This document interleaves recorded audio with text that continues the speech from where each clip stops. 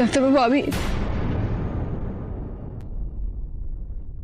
বেশ, কোথায় যাচ্ছেন আপনি আমি সেটা জানতে চাইবো না, কিন্তু আপনার চলে যাওয়াটা কেমন পালিয়ে যাওয়ার মতো মনে হচ্ছে। তাই মনে হলে তাই। সোনারূপা যতটা আমার মেয়ে ততটা আপনারও। আপনি ব্যর্থ বাবা হলেও আপনি ওদেরই বাবা। দেখুন, ওদের যতটা আমাকে প্রয়োজন ততটা ওদের বাবাকেও প্রয়োজন। আপনি ভাববেন না আমি আপনাকে আটকানোর জন্য এইসব কথাগুলো বলছি। আমার মনে হলো আপনি নিজের না থাকাটা, না পারাটা নিয়েই বেশি ভেবেছেন, কিন্তু থাকাটা কেন প্রয়োজন সেটা নয়। একটা কথা বলবো তোমাকে? ছেড়ে যাওয়াটা খুব সহজ ডাক্তারবাবু, কিন্তু থেকে যাওয়াটা নয়। ছেড়ে যাওয়াটাও খুব সহজ নয় দীপা। যে মানুষটাকে আমি ভালোবেসেছি তাকে কিছু না বললেও সে সহজে বুঝে নিত সবটা, কিন্তু আজ সহজে সব কথা বোঝানোর চেষ্টা করেও আমি তাকে বোঝাতে পারছি না। তুমি চাও আমি থেকে যাই? ডাক্তারবাবু, আপনি শুধু মেয়েদের কথা ভাবুন।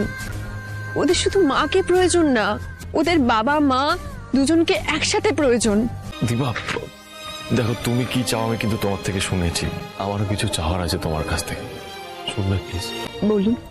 কথা দাও আজকের পর আর কখনো আমার খোঁজ করবে না, তোমরা কেউ না। দেখো আমি তো বললাম আমি সবটা ঘেটে দিয়েছি, তাই আমি একটু দূরে গিয়ে নিজের মতো থাকতে চাই, একটু আমার মতো করেই বলতে পারো বাঁচতে চাই। এটুকু কথা রেখো। আপনি ফিরবেন না আর? না, আমি সবকিছু গুছিয়ে রেখেই যাচ্ছি।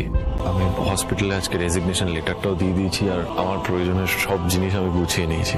দেখো, আমি কিন্তু চাইলে যেরকমটা করি, ভাঙচুর, চিৎকার, চেঁচামেচি, আমি চাইলে করতে পারতাম। আমি কিন্তু সেগুলো।